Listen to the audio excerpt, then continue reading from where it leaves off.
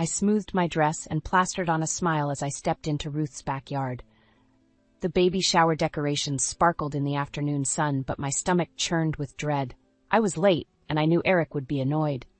"There you are," Ruth's voice rang out. We were starting to worry. I hugged my daughter, my hand resting on her swollen belly. "Sorry, sweetheart. The salon was crazy today." Ruth's eyes twinkled. "No worries, Mom. There's someone here who's been asking about you." Before I could respond, a familiar voice called out, "Surprise, Annabelle! Guess who's joined us?" I turned, my heart pounding. There stood Bethany, my best friend since college, grinning from ear to ear. But it wasn't her unexpected presence that made my blood run cold. It was the man standing next to her, his arm draped possessively around her waist. Eric, my husband. "Bethany," I managed, my voice barely above a whisper. "What a surprise." She rushed forward, enveloping me in a hug. "Oh, Annabelle, it's been too long. I have so much to tell you." I stood frozen as she pulled back, her hand resting on a slight bump beneath her flowing dress. My eyes darted between her and Eric, who avoided my gaze. "Eric and I have some exciting news," Bethany gushed. "We're having a baby." The world tilted on its axis. I gripped the nearby table for support, knocking over a stack of pastel plates. "Mom?" Ruth's concerned voice broke through the fog. "Are you okay?" I forced a smile. "Just a little dizzy. Must be the heat." Eric finally met my eyes, his expression a mix of defiance and guilt. "Annabelle, we need to talk." "Not here," I hissed, glancing around at the curious faces of our friends and family. Bethany's smile faltered. "Is everything all right?" I couldn't bear to look at her. My best friend, the godmother to my children. How long had this been going on? "Excuse me," I mumbled, pushing past them and heading for the house.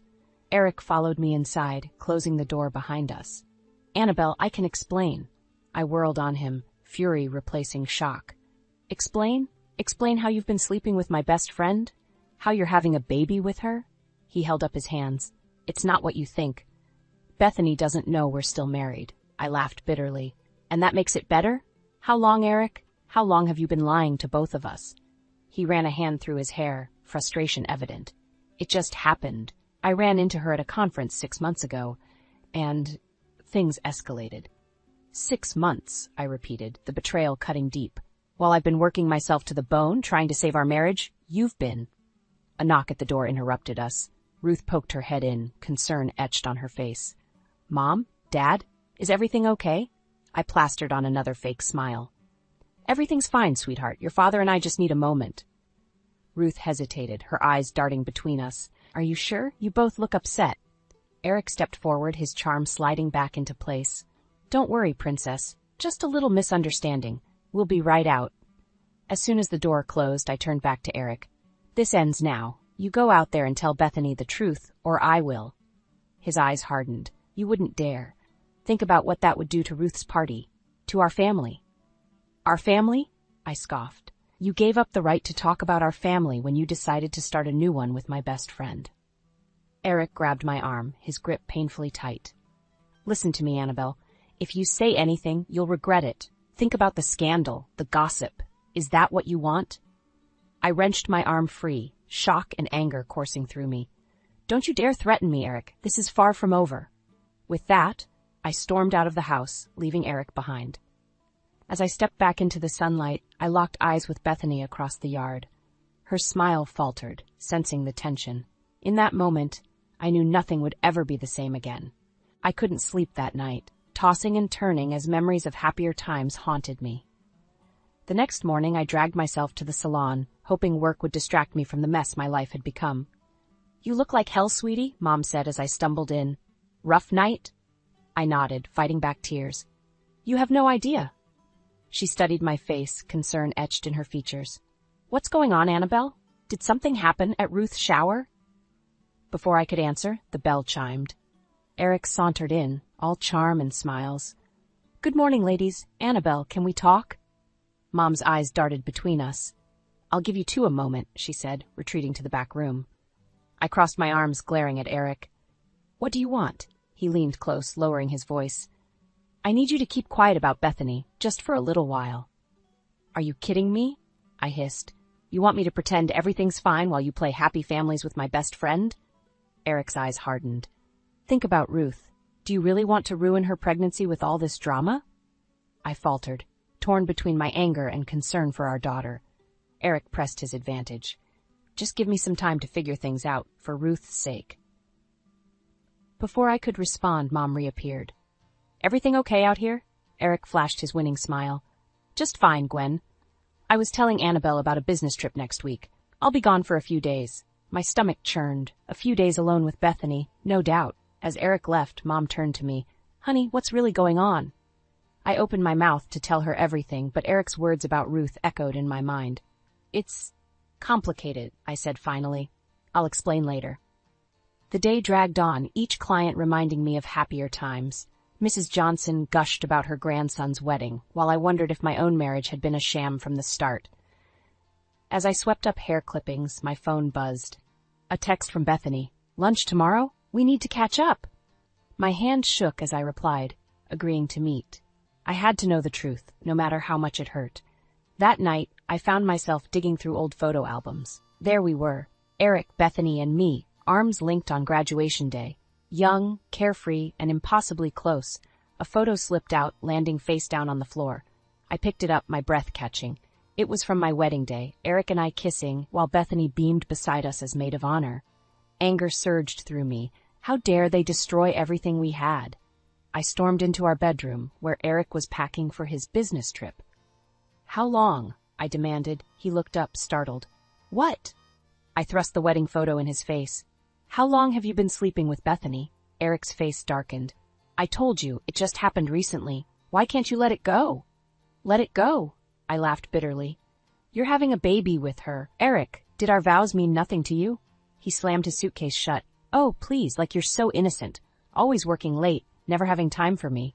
What was I supposed to do? I recoiled as if slapped. So this is my fault because I was building a career? Eric's voice dripped with disdain. Pregnancy isn't an excuse to be lazy, Annabelle. Some of us have real jobs to do. Something snapped inside me. I grabbed the nearest object, a framed photo of us, and hurled it at the wall. It shattered, glass flying everywhere. Eric's eyes widened in shock, then narrowed dangerously. He grabbed my arm, fingers digging in painfully. You need to calm down, he growled. I wrenched away, heart pounding.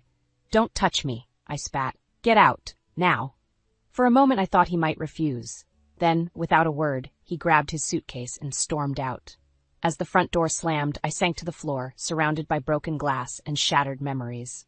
Tears streamed down my face as the full weight of betrayal crashed over me. But beneath the pain, a spark of determination flickered to life. I wouldn't let Eric destroy me. Somehow I'd find the strength to fight back. Tomorrow's lunch with Bethany loomed large in my mind. One way or another, I'd get to the bottom of this mess and reclaim my dignity in the process. I woke up with a knot in my stomach, dreading my lunch with Bethany. As I got ready, I couldn't shake the feeling that something was off. Call it women's intuition or just paranoia, but I decided to do some digging before meeting her. I rifled through Eric's dresser, searching for any clue that might shed light on his deception. That's when I found them. A pair of pink, wireless headphones tucked beneath his socks. My heart sank. I'd given those to Bethany for her birthday last year.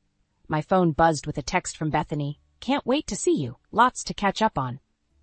I typed back a quick reply, postponing our lunch. I needed answers, and I needed them now. When Eric came home that evening, I was waiting. Care to explain these? I asked, dangling the headphones in front of him. His face paled. Where did you get those? Does it matter? They're Bethany's, aren't they? Eric's expression hardened. You've been snooping through my things? I laughed bitterly. That's rich, coming from you. How long has this really been going on, Eric? And don't you dare lie to me again. He ran a hand through his hair, frustration evident. Fine. It's been about a year. Happy now?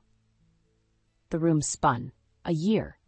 While I'd been working overtime to support our family, he'd been sneaking around with my best friend. Why? I choked out. Why her? Why throw away everything we built? Eric's eyes flashed with anger. Because she doesn't nag me constantly. She doesn't make me feel like a failure every time I come home. I never. Save it, he snapped. You've been so wrapped up in your precious salon, you barely noticed me anymore.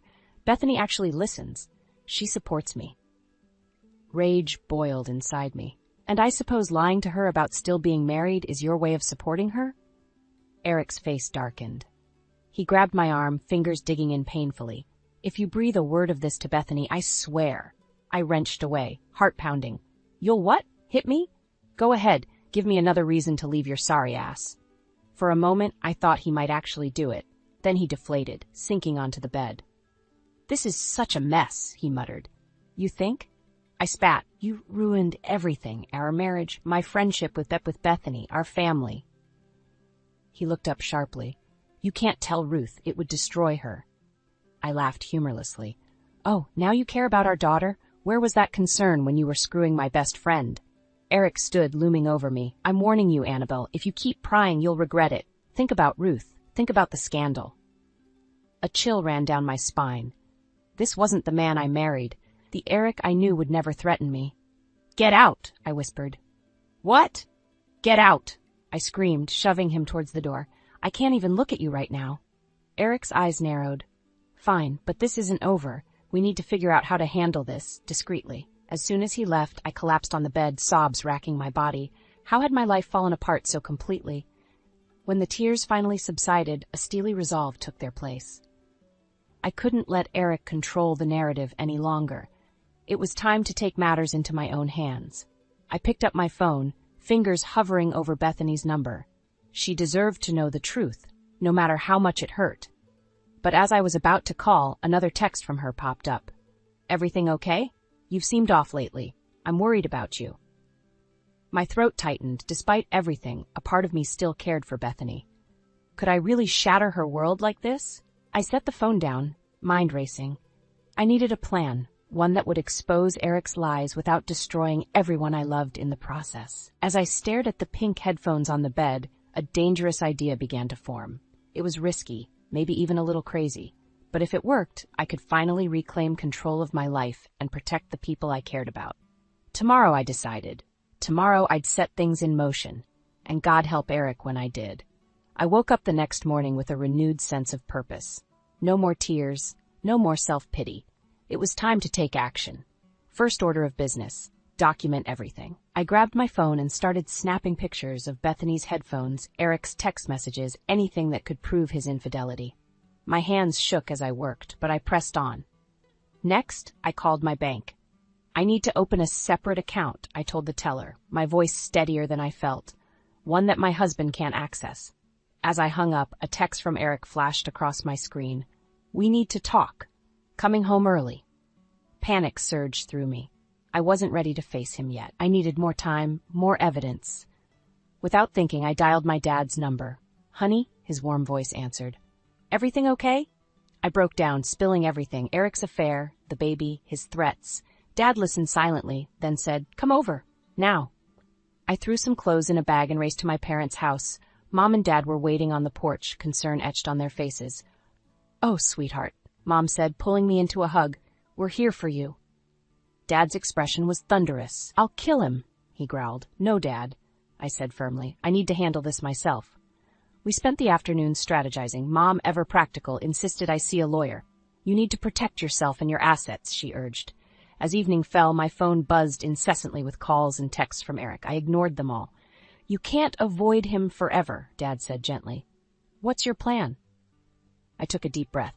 "I'm gonna sell the house." Mom gasped. "Are you sure?" I nodded. "It's the only way. I need a fresh start, away from all the memories." The next morning I met with a real estate agent.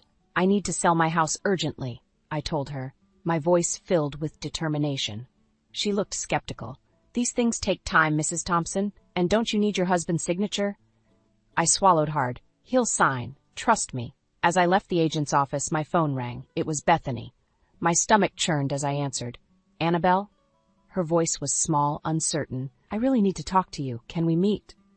I closed my eyes, torn between my anger and our years of friendship. "Okay," I said finally. "Coffee shop on Main, in an hour." Bethany was already there when I arrived, nervously fidgeting with her cup. She looked up, her eyes red-rimmed. "I'm so sorry," she blurted out. I swear I didn't know he was still married." I sat down heavily, the weight of her words sinking in. "Tell me everything," I said. As Bethany spoke, painting a picture of Eric's elaborate web of lies, my resolve strengthened. This wasn't just about me anymore. It was about protecting Bethany, her unborn child, and my own future. "What are you going to do?" Bethany asked, her voice trembling. I met her gaze steadily. "I'm leaving him, and I think you should too." She nodded, tears spilling down her cheeks. "I'm so sorry, Annabelle. Can you ever forgive me?" Before I could answer, my phone buzzed. A text from Eric. "Where are you? We need to talk now." I showed Bethany the message, watching her face pale. "He doesn't know we're together, does he?" she whispered. An idea sparked in my mind. Dangerous, perhaps, but potentially game-changing. "No," I said slowly, "and maybe that's exactly what we need." I turned to Bethany, a plan forming. "Are you with me?" I asked. "Really with me? Because what I'm thinking could change everything." She hesitated for a moment, then nodded firmly. "I'm in, whatever it takes." As we bent our heads together, plotting our next move, I felt a strange mix of fear and exhilaration. The road ahead would be difficult, but for the first time in months, I felt a glimmer of hope. Eric had no idea what was coming, and that was exactly how I wanted it. My hands trembled as I stood on Eric's parents' doorstep, a folder of damning evidence clutched to my chest. I'd known Louise and George for years, but this visit felt like stepping into enemy territory. Louise answered, her face lighting up. "Annabelle, dear, what a lovely surprise." I forced a smile. "Louise, we need to talk. It's about Eric." Her expression faltered. "Is everything all right?" "No," I said softly, "it's not." Inside, I spread the photos across their coffee table, Eric and Bethany together, text messages, bank statements showing suspicious transactions. Louise's hand flew to her mouth while George's face darkened with each revelation. "There's more," I said, my voice shaking. "Bethany's pregnant. Eric's the father." Louise collapsed onto the sofa, her shoulders heaving with silent sobs. George paced the room, muttering under his breath. "How long?" Louise finally asked. "A year at least," I replied. "Maybe longer." George slammed his fist on the table, making us both jump. "I'll kill him," he growled. "My own son, how could he?" I touched his arm gently. "There's something else you should know." I took a deep breath. "Eric's been violent. He threatened me when I confronted him." Louise's head snapped up, her eyes wide with horror. "No," she whispered. "Not my Eric." As if on cue, the front door burst open. Eric strode in, his face contorted with rage. "What the hell is going on here?" For a moment, no one spoke. Then Louise stood, her small frame shaking with fury. "How dare you?" she hissed. "How dare you come into this house after what you've done?" Eric's eyes darted between us, realization dawning. "Annabelle," he snarled, "you had no right." "She had every right," George roared, stepping between us. "You're the one who's destroyed this family, boy." Eric lunged forward, but George caught him by the shirt collar. "Don't you dare," he warned. "You're not the son we raised. You're not our son anymore." Louise's anguished cry pierced the air. "He's right," she sobbed. "I don't know who you are, but you're not my Eric." I watched, stunned, as Eric's world crumbled around him. His parents' rejection seemed to hit him harder than any accusation I could have made. "Mom," he pleaded. "Dad, please, let me explain."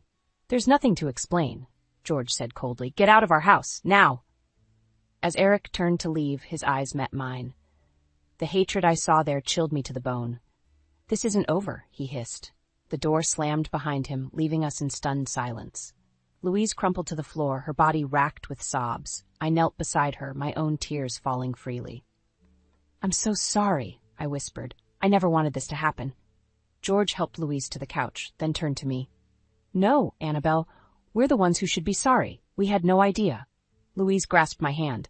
"What can we do? How can we help?" I hesitated, then decided to lay all my cards on the table. "I'm selling the house," I said. "I need to start over, somewhere Eric can't find me." They exchanged a glance, then George nodded firmly. "We'll help. Whatever you need." As we sat there, planning my escape and Eric's comeuppance, I felt a strange mix of grief and relief. I'd lost my husband, but I'd gained unexpected allies. My phone buzzed, a text from Bethany. "Eric's on the warpath. He knows we've been talking. What do we do?" I looked up at Louise and George, their faces etched with concern and determination. In that moment, I knew what I had to do next. "We end this," I said, my voice stronger than I felt. "Once and for all." I typed a quick reply to Bethany. "Meet me at the house in an hour. Bring everything you have on Eric. It's time to take control." As I hit send, I felt a surge of adrenaline. The stakes had never been higher, but for the first time, I truly believed I could win this fight. My heart raced as I paced the living room, waiting for Bethany to arrive. The house that had once been my sanctuary now felt like a trap, filled with memories of Eric's betrayal. When the doorbell rang, I nearly jumped out of my skin. Bethany stood on the porch, her face pale and drawn. "Annabelle, I'm so sorry," she began, but I cut her off. "Not now. We need to focus." I ushered her inside, glancing nervously at the street. "Did anyone see you come here?" She shook her head. "I don't think so. Annabelle, what's going on? Eric's been calling me non-stop, threatening." "I know," I interrupted. "That's why we need to end this. Today." I laid out my plan, watching Bethany's eyes widen with each detail. When I finished, she sat in stunned silence. "It's risky," she finally said. "It's our only chance," I replied. "Are you with me?" After a moment's hesitation, she nodded. "I'm in." We spent the next hour preparing, gathering evidence and steeling our nerves. As I set up my laptop for the video call, my phone buzzed. A text from Eric. "On my way home, we need to talk." I exchanged a glance with Bethany. "It's time." With trembling fingers, I dialed Eric's number, putting the call on speaker. He answered on the first ring. "Where the hell are you?" he snarled. "I'm at home," I said, fighting to keep my voice steady. "And I'm not alone." There was a pause. "What do you mean?" "Bethany's here, Eric, and we know everything." I could hear his sharp intake of breath. "Don't do anything stupid, Annabelle. I'm almost there." "Good," I said, "because we have a lot to discuss." I ended the call and turned to Bethany. "Ready?" She nodded, her face set with determination. Minutes later, we heard Eric's car pull into the driveway. The front door slammed open and he stormed into the living room, his face contorted with rage. "What the hell is going on?" he demanded. I stood my ground. "It's over, Eric. We know about your lies, your manipulation, all of it." His eyes darted between us. "I don't know what you think you know, but—" "Save it," Bethany cut in. "We've compared notes. We know you've been playing us both." Eric's facade cracked. "You don't understand," he pleaded. "I love you both. I never meant to hurt anyone." I laughed bitterly. "Love? Is that what you call this?" I gestured to the bruise on my arm from our last confrontation. Eric's eyes narrowed. "You pushed me," he hissed. "If you had just left well enough alone." "Enough!" I shouted. "No more excuses, no more lies." I turned to my laptop and hit a button. Suddenly, the faces of Eric's parents appeared on the screen. Eric stumbled back. "Mom? Dad?" "What?" "We've heard everything, son," George said, his voice heavy with disappointment. "How could you do this?" Louise's eyes were filled with tears. "That we raised you better than this, Eric?" As Eric sputtered excuses, I played my final card. "There's more," I said, my voice shaking. "Tell them, Bethany." Bethany stepped forward, her hand resting protectively on her stomach. "I'm pregnant, Eric, and I'm keeping the baby." The room fell silent. Eric's face drained of color as he looked from Bethany to me, then to his parents on the screen. I can explain," he stammered. "There's nothing to explain," I said firmly. "We're done, Eric, all of us." Suddenly, Eric lunged forward, grabbing my arm. "You can't do this to me," he shouted. I wrenched away, fear and adrenaline coursing through me. "Don't touch me." As Eric advanced, his face twisted with rage. Bethany stepped between us. "That's enough," she yelled. "You've deceived both of us, Eric. There's no future for us. Any of us." Eric's parents were shouting from the computer screen, begging him to stop. The room spun around me as the full weight of the situation crashed down. Just as Eric reached for me again, a sharp pain ripped through my abdomen. I gasped, doubling over. "Annabelle?" Bethany's voice sounded far away. "What's wrong?" I looked up, meeting Eric's shocked gaze. "The baby," I whispered. "Something's wrong with the baby." As darkness closed in around me, I heard Bethany calling for an ambulance. The last thing I saw was Eric's face, a mix of anger and fear, before everything went black. The harsh fluorescent lights of the hospital corridor burned my eyes as I was rushed through on a gurney. Pain ripped through my abdomen, each contraction more intense than the last. Bethany ran alongside me, her face a mask of worry. "Hang in there, Annabelle," she urged. "You're going to be okay." I wanted to believe her, but fear gripped my heart. It was too early. The baby wasn't due for weeks. As we burst through the doors of the delivery room, I caught a glimpse of Eric in the waiting area, his face pale and drawn. Our eyes met for a brief moment before the doors swung shut. The next few hours passed in a blur of pain, fear, and frantic medical activity. I heard snatches of conversation: premature labor, fetal distress, emergency C-section, but couldn't focus on anything beyond the next breath, the next push. "We need to get the baby out now," the doctor's voice cut through the haze. "Mrs. Thompson, we're prepping you for surgery." Panic surged through me. "No, please," I gasped. "I want to do this naturally." The doctor's eyes were kind but firm. "I'm sorry, but we don't have a choice. Your baby's life is at risk." As they wheeled me towards the operating room, I saw my parents rushing down the hallway. Mom's eyes were red-rimmed, Dad's jaw set with worry. "We're here, sweetheart," Mom called out. "We love you." The anesthesia took hold, and I drifted into a fitful sleep. When I awoke, the room was quiet except for the steady beep of monitors. My body felt heavy, disconnected. "Annabelle?" Bethany's voice came from beside me. "Can you hear me?" I turned my head, wincing at the movement. "The baby?" I croaked. Bethany's eyes filled with tears. "She's in the NICU. She's so tiny, Annabelle, but she's fighting." Relief and fear warred within me. My daughter was alive, but not out of danger. "I want to see her," I said, trying to sit up. "Soon," Bethany promised. "The doctors want you to rest first." As if summoned by our conversation, a nurse entered, followed by Eric. My body tensed instinctively. "What are you doing here?" I hissed. Eric held up his hands. "I just wanted to make sure you and the baby were okay." "We're fine," I snapped. "No thanks to you." The nurse looked between us, sensing the tension. "Mr. Thompson, perhaps you should wait outside." Eric hesitated, then nodded. But before he left, he turned back to me. "Annabelle, I know I've made terrible mistakes, but seeing you like this, I realize what really matters. Can we talk, please?" For a moment, I was tempted. The familiar pull of our shared history, the dream of what our family could have been, tugged at my heart. But then I remembered the lies, the betrayal, the fear. "Our marriage is over, Eric," I said, my voice stronger than I felt. "There's no turning back. The only thing that matters now is our daughter."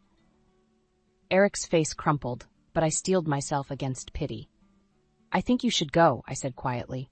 As Eric left, Bethany squeezed my hand. "You did it," she whispered. "You stood up to him." I nodded, exhausted but determined.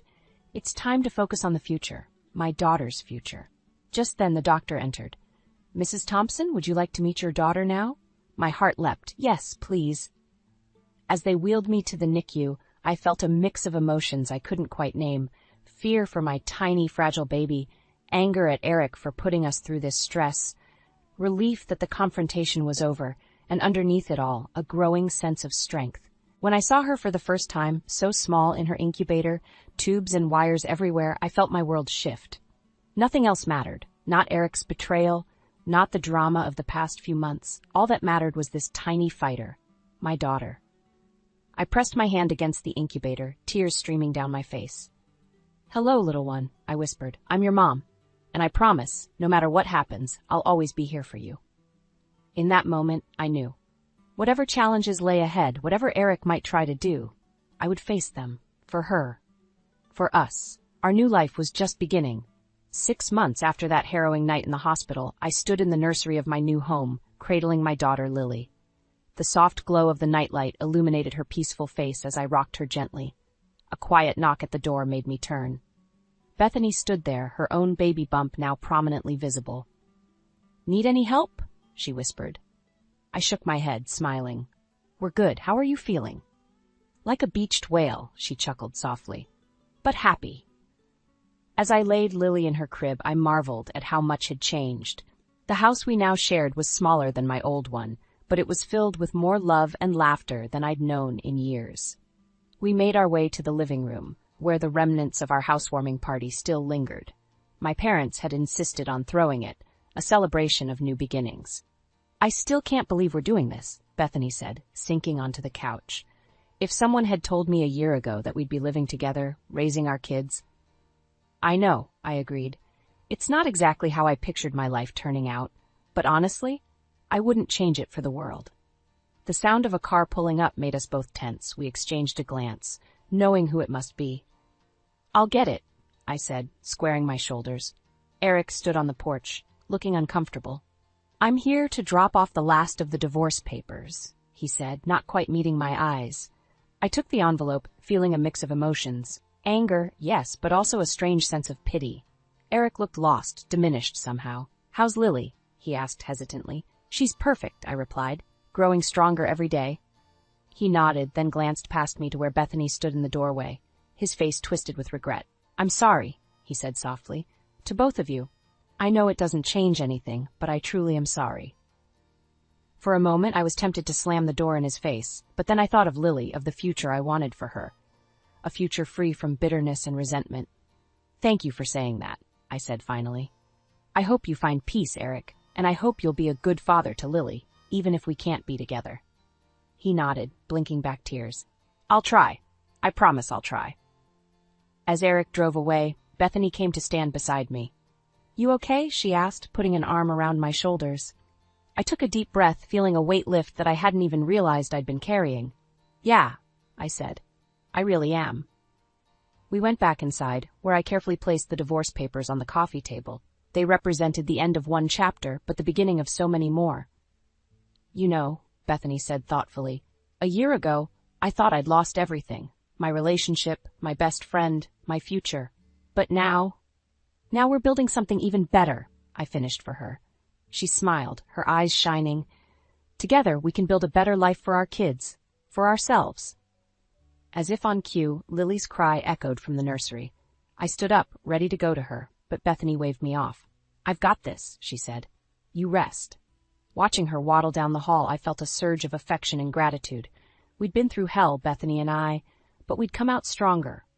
We'd created a family of our own choosing, built on trust, understanding, and shared experiences. I picked up a framed photo from the side table, Lily and me in the hospital, surrounded by my parents, Bethany, and even Eric's parents. Louise and George had become unexpected allies, doting grandparents determined to make up for their son's mistakes. The future wasn't perfect or certain. There would be challenges ahead. Co-parenting with Eric, helping Bethany through her pregnancy, juggling work and motherhood. But for the first time in a long time, I felt ready to face whatever came our way. As Bethany's soft lullaby drifted from the nursery, I closed my eyes and smiled. This was home, this was family, and together we were unbreakable.